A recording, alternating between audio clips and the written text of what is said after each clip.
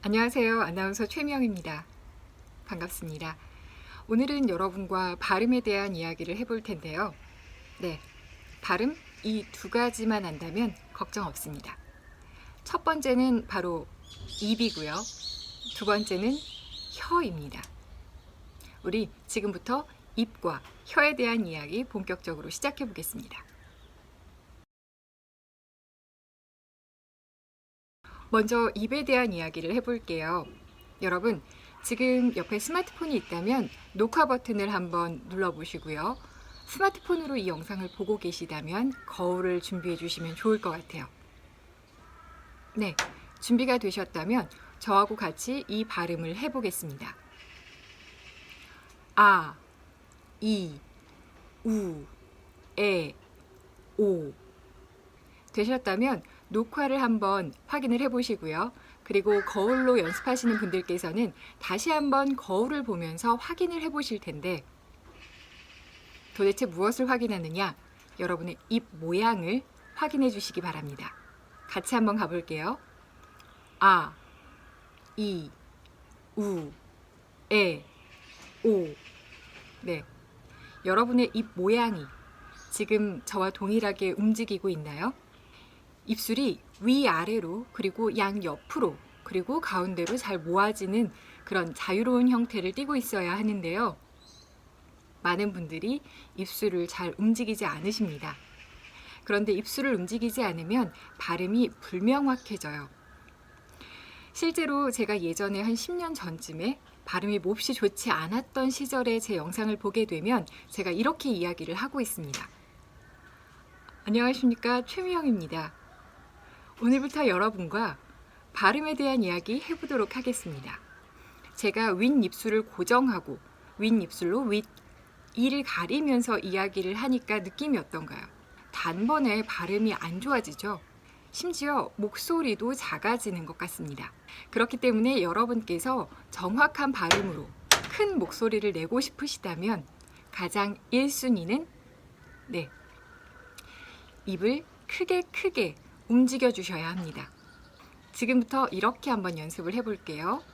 아, 네, 위아래로 길게, 아, 이, 양옆으로 길게, 우, 안으로 강하게 모아주세요. 우, 에, 네, 양옆으로 길어지죠. 오, 또 다시 한번 입술을 모아줍니다. 이렇게 입술이 위아래로도 쭉쭉, 양옆으로도 쭉쭉, 그리고 가운데로도 강하게 모아질 수 있도록 입술 근육을 훈련시켜 주는 겁니다. 드디어 혀는 어떻게 움직이는 건지 알아볼 텐데요.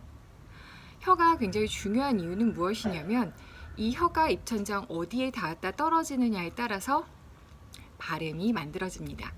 이건 마치 기타를 연주하실 때 손을 어디에 짚느냐에 따라서 음이 달라지는 것과 같은 이치라고 보시면 되겠습니다. 그러면 혀의 어느 면이 입천장의 어느 면과 닿았을 때 어떤 소리가 나는지 알아보도록 하겠습니다. 이제 간단히 혀에 대한 이해를 하고 갈게요.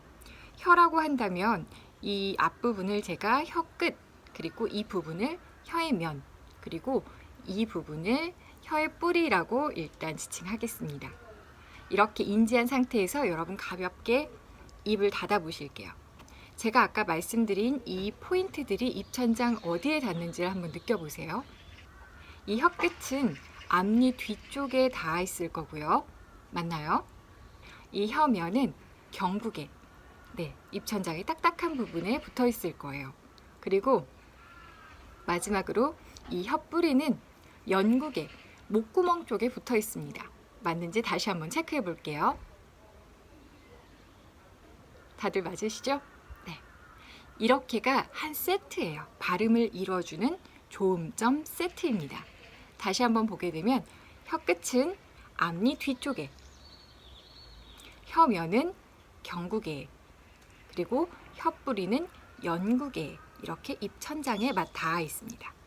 그러면 이렇게 각각의 위치에 닿았을 때 발음이 어떻게 달라지는지 지금부터 알아볼게요. 일단 혀 끝이 앞니 뒤쪽에 붙었을 때는요, 이런 발음이 납니다. 느, 드, 뜨, 트, 르. 맞죠? 이제 혀의 면이 경구개와 닿아 있을 때는 이런 소리가 납니다. 즈, 쯔, 츠. 맞죠? 그렇다면 이 혀뿌리가 연구개에 닿아 있을 땐 어떤 소리가 날까요? 크, 끄, 크, 으. 이런 발음이 나게 됩니다. 지금 다 한 번씩 해보고 계신가요?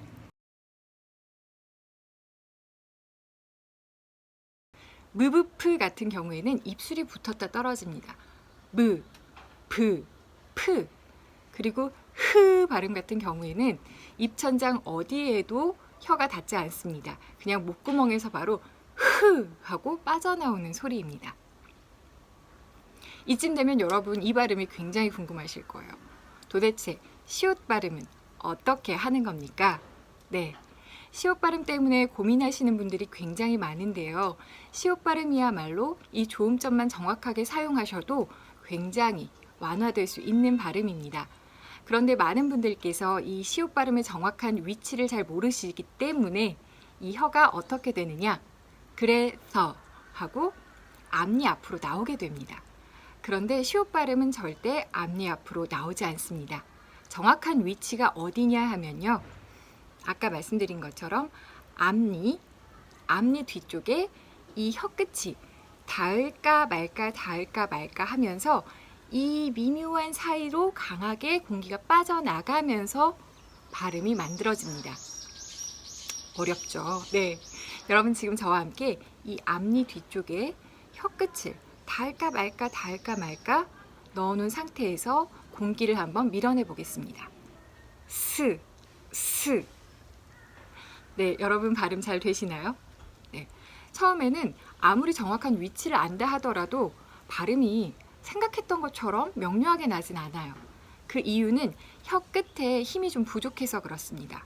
혀 끝에 힘이 좀 생기기 시작하면 이렇게 좁은 틈 사이로 지나가는 공기의 양을 이 혀의 힘으로 컨트롤 하실 수가 있어요. 그렇게 되면 스 발음이 생각보다 명료해집니다. 네, 오늘 여러분과 발음이 좋아지는 두 가지 배워봤는데요. 첫 번째는 입 모양을 크게 움직여준다. 그리고 두 번째는 정확한 혀의 위치를 사용한다 였습니다. 여러분 이 두 가지 활용하셔서 꼭 좋은 발음 가지시기 바라겠습니다. 그럼 저는 다음에 또 좋은 강의로 여러분께 인사드리겠습니다.